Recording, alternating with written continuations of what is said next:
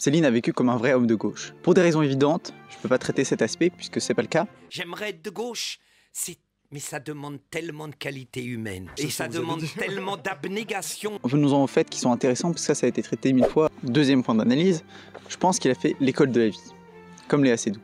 Et ça se ressent. On a l'image d'un Céline vraiment miséreux dans son enfance, c'est pas le cas. C'était quand même un petit bourgeois favorisé par rapport aux autres, il y avait une bête là.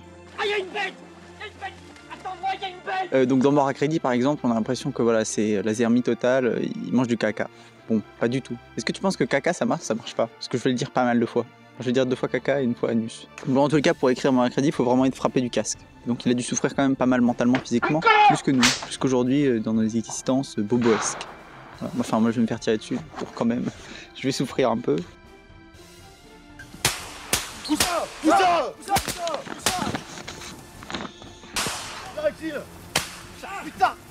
Bon, lire les autres livres, lire Le Voyage, c'est pareil.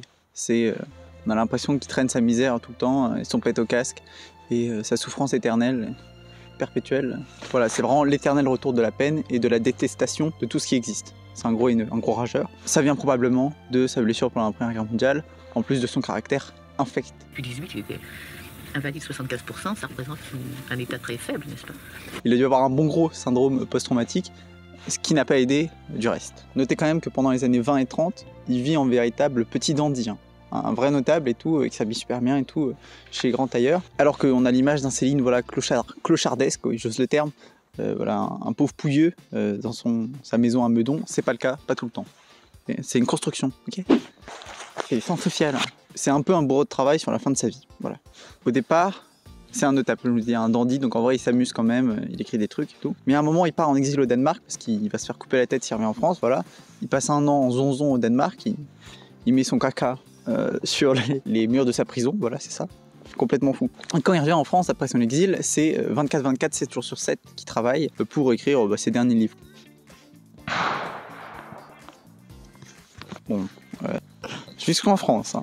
Voilà, donc il ne fait que gratter pour perfectionner son style, il passe son temps à ça, de toute façon, après son retour d'exil, etc.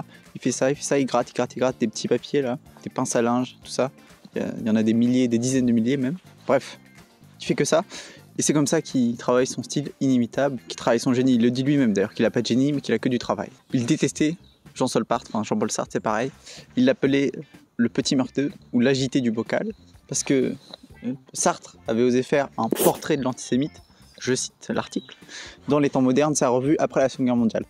Osé de la part du mec qui a profité de la guerre, qui a profité du fait que les juifs soient expulsé et tout, notamment pour obtenir son poste au lycée. Bref, j'ai fait une vidéo pour défendre Sartre, mais là quand même il va trop loin. Donc, allez voir ma vidéo et considérez que Sartre est quand même un petit fils de pute. Céline écrit une réponse que je vous mets, le PDF est disponible, et je vous en cite un extrait. À peine sorti de mon caca, le voici qu'il me dénonce. Alors en fait il dit ça, Céline, parce que Sartre avait été vachement inspiré par Le Voyage, il avait adoré cette lecture, et là il vient lui mettre un coup de poignard dans le dos, et il trouve pas ça juste, Céline. Donc il l'insulte.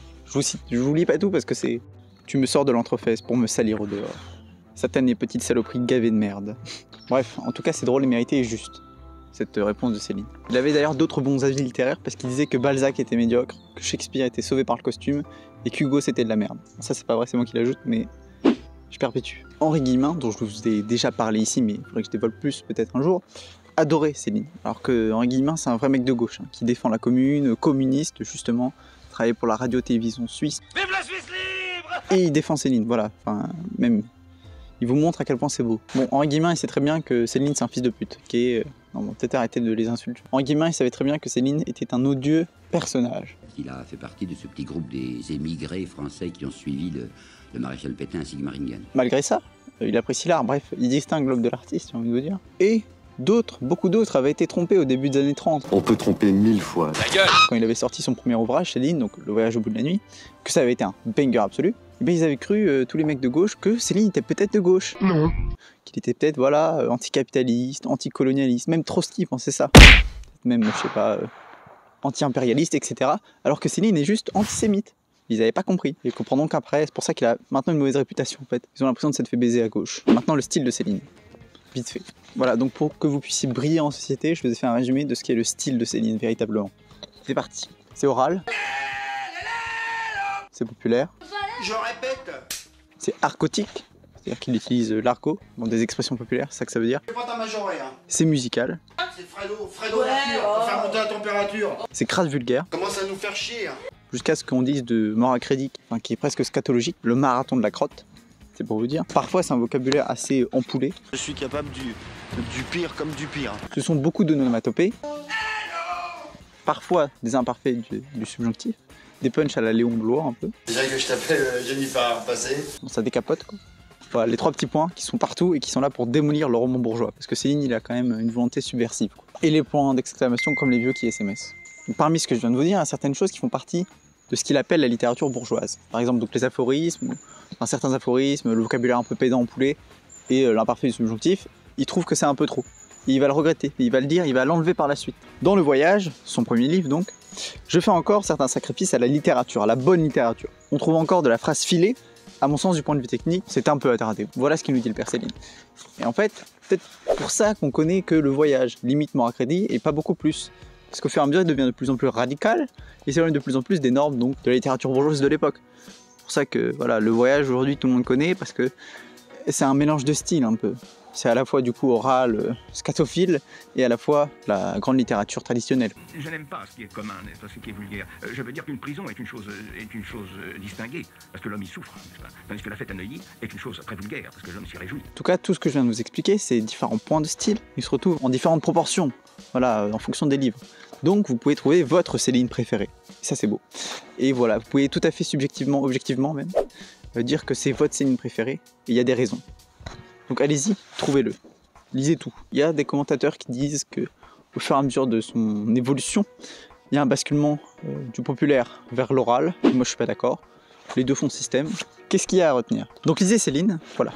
Vous commencez par Le Voyage comme tout le monde, parce que c'est quand même le plus accessible. Je vais pas vous dire de commencer par Mort à crédit, sinon vous allez vouloir vous tirer une balle. Donc non. Et défendez cet éminent auteur. Abonnez-vous, mettez la cloche, et proposez en commentaire quelqu'un qu'on pourrait détruire.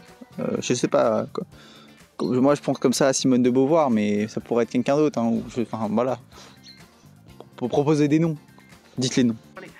Le vice de cette civilisation petite, petite imitation de la civilisation grecque, c'est qu'elle veut faire tout très vite, n'est-ce pas? Alors, c'est un peu la chansonnette. Encore une autre, donne-nous encore une, hein, dis donc, je t'en prie. Ah, encore une, ah, j'en veux une, ah, m'en donne une bonne. Bon, ça, c'est de la connerie. Au diable ta sorte cargo, feu m'importe, au mal fraté, crosse que le vent emporte, feuille morte, souci. Et vous avez jamais entendu le nom de Céline? Non. Oh, je pourrais lui sortir la phrase de Céline. Qu'est-ce qu'un prolétaire? C'est un bourgeois qui n'a pas réussi. Et qu'est-ce qu'il aurait souhaité? Dans la vie, il faut être boxeur et jouer de l'accordéon. Depuis des pays que tu râles, que t'es cocu, que je suis ton voyou responsable, que t'en peux plus.